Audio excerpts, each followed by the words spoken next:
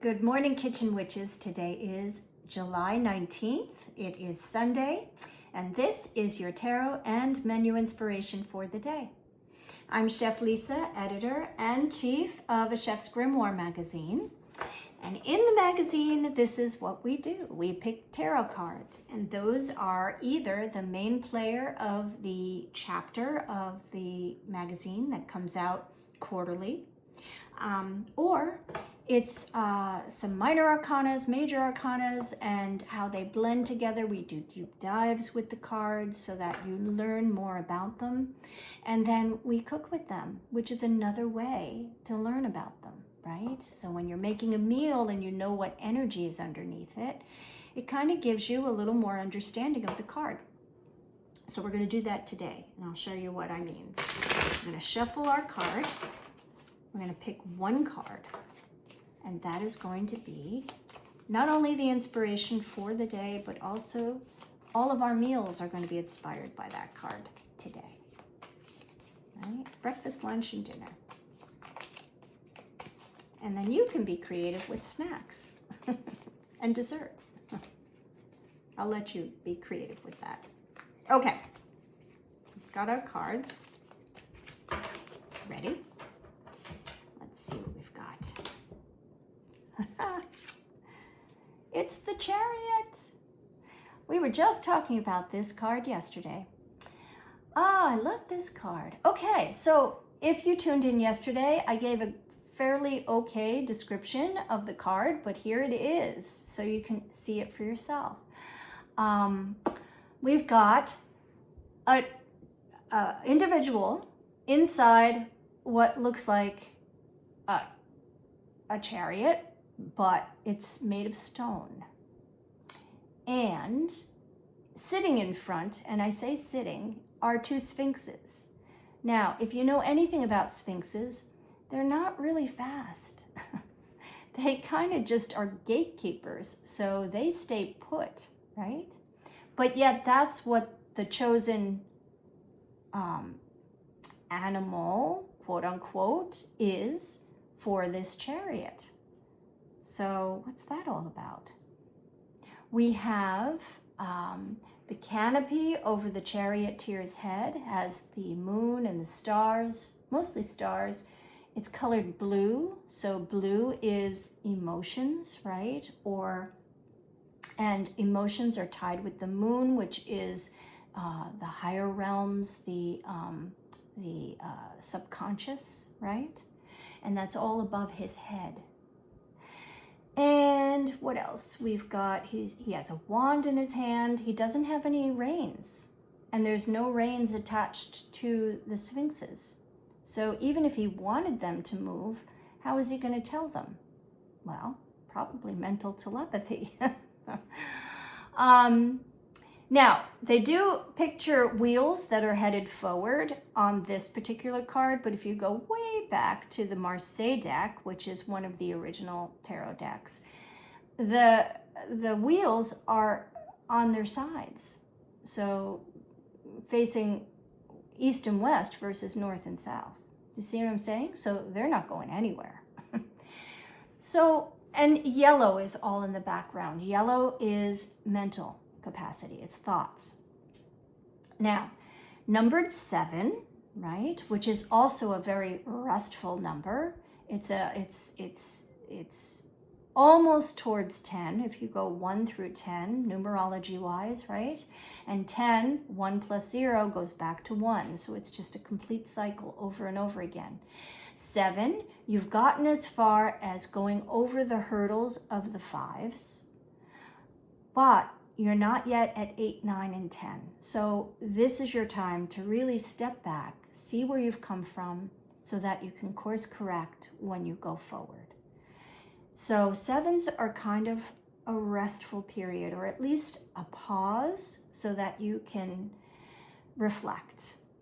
And the chariot. So chariots in our mind are fast, furious. Charioteers in Roman times were, always going for the gold. But this chariot is really about tapping into the higher realms So taking time to sit with yourself and not so much ask questions, but at least accept downloads that will help with your full-on determination when you start to take the first or the next step in the journey. So there's nothing happening here. There's no fire, brimstone, bang out of the gate, starting pistol, nothing. It's just stagnant, but internally, a whole bunch is going on. A whole bunch, right? It's a lot of mental energy tapped into the subconscious. And yeah, it's deciding that, yeah, everything I've done to this point is good. I'm going to keep going.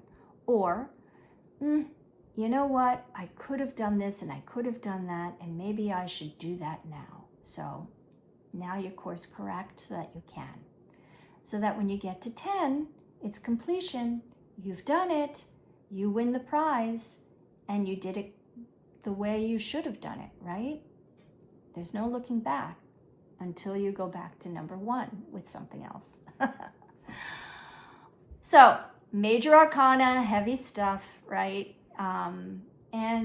But it's all good. It's all good. It's a very cheerful looking card, right? It's not down and I mean, it could be depicted as like all blue background with stars and someone laying on the ground looking up. I don't know, but more not as cheery and bright as this. I mean, even the charioteer themselves has a pretty happy face on, right? So they're in a little pause, but it's good. It's a good getting a better understanding of where they are in the journey so that they can take the next step.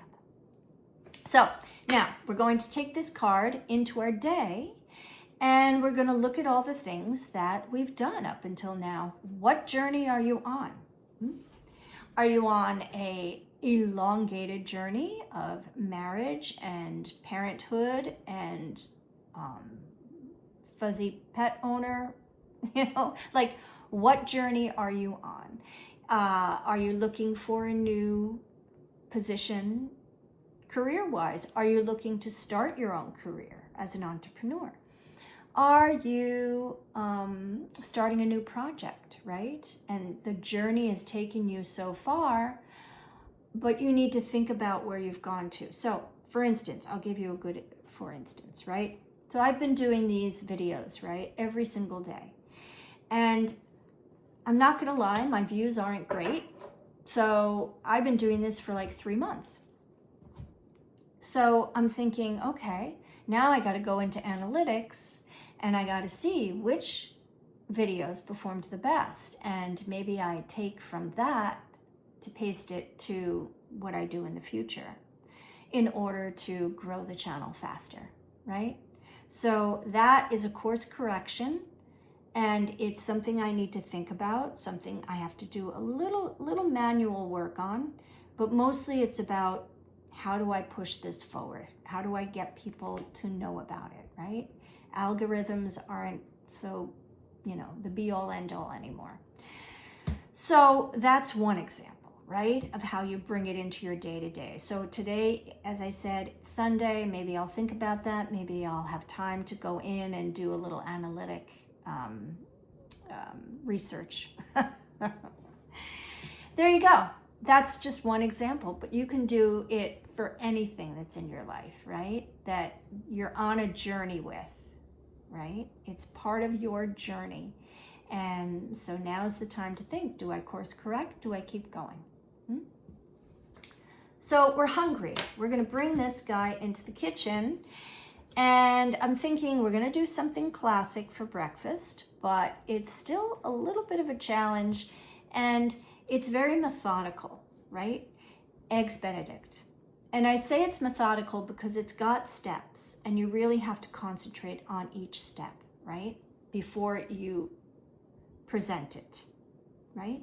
So Eggs Benedict is poached eggs. So if you don't know how to poach an egg, you have to kind of learn that first, right? You get either a vortex going in a nice pot of almost boiling water, not boiling bubble, bubble, bubble, but just very high simmer. And you do a vortex, which means you stir the water until it starts to cone shape down. And that's where you drop your egg in. And ideally, you've cracked an egg into a ramekin, so you're not cracking it right into the water. Gently pouring it into that vortex and letting the water bring the white over the yolk and make it into what we know and love as a poached egg. So you can do that, right? There's many ways to poach an egg, but that's the classic way. Adding a little vinegar to the water helps keep the whites from just becoming like tendrils that come up above the water. It keeps them more set. So that's your egg. Then you got to make your hollandaise sauce, right? And that is technique. So making it in a very, like a deli container with an immersion blender.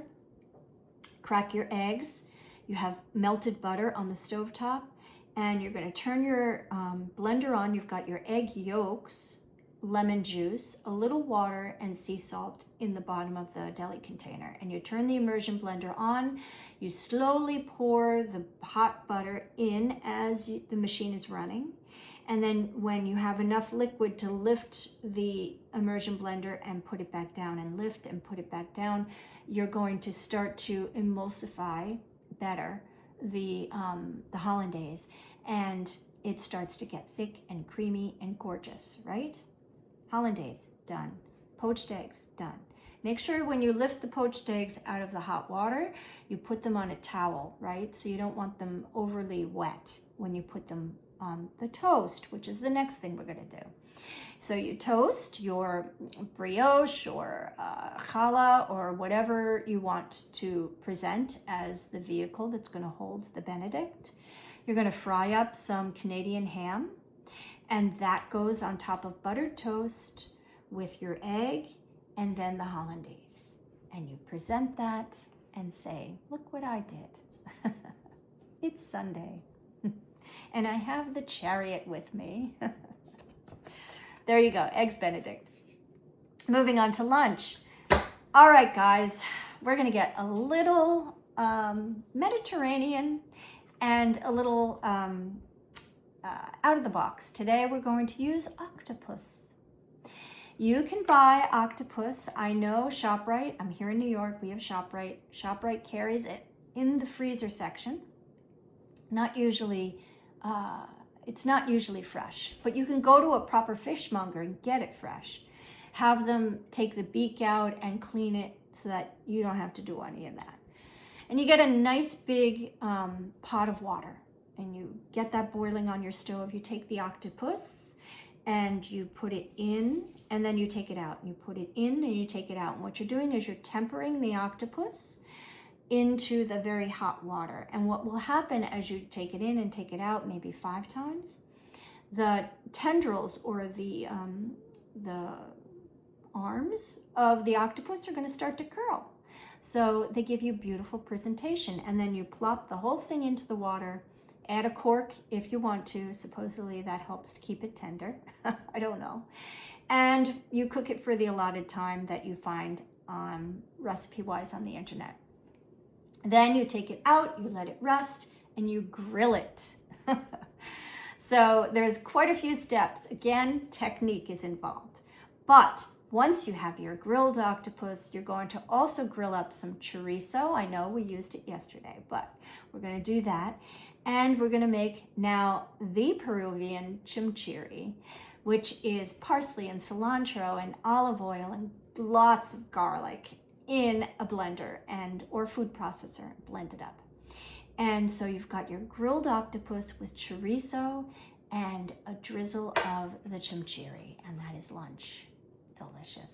Maybe a little lemon, right? To finish the meal. Gorgeous. Charioteer would totally approve. For dinner, beef Wellington. Why not, right? We're doing technique here, and Duchess potatoes. Okay, now we're over the top. But beef Wellington, you can use hanger steak. You don't have to invest, which is today it's an investment to buy a filet mignon. You could even do salmon, right? Maybe not beef, maybe do salmon Wellington.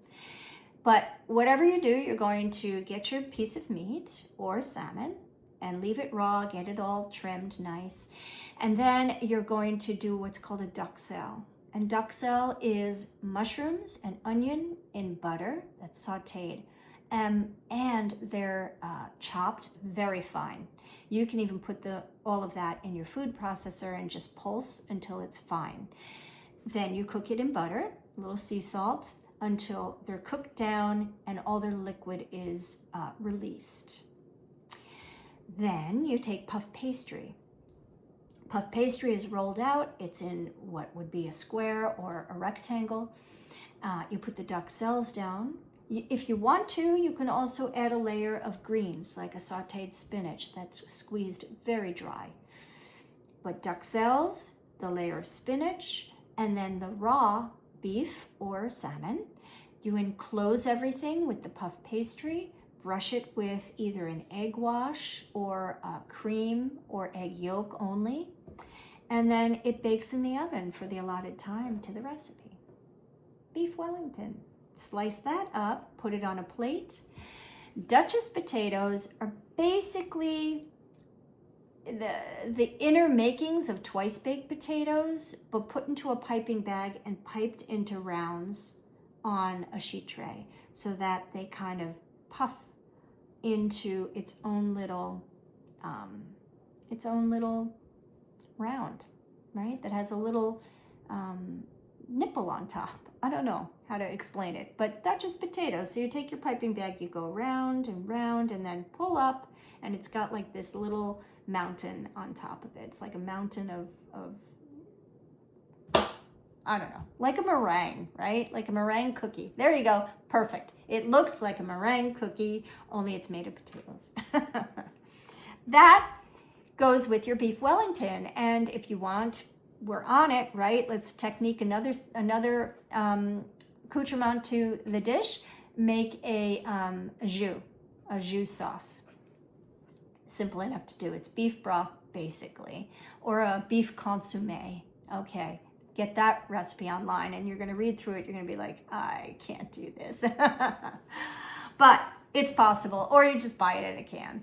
And you have something to like ladle over your Wellington and your Duchess potatoes. The charioteer would approve. As a matter of fact, they may even get so motivated to come to your house, they may add reins to the sphinxes and go, chariot in motion. Have a great day. Nourish yourself. Nourish all those around you with your kitchen magic. See you tomorrow.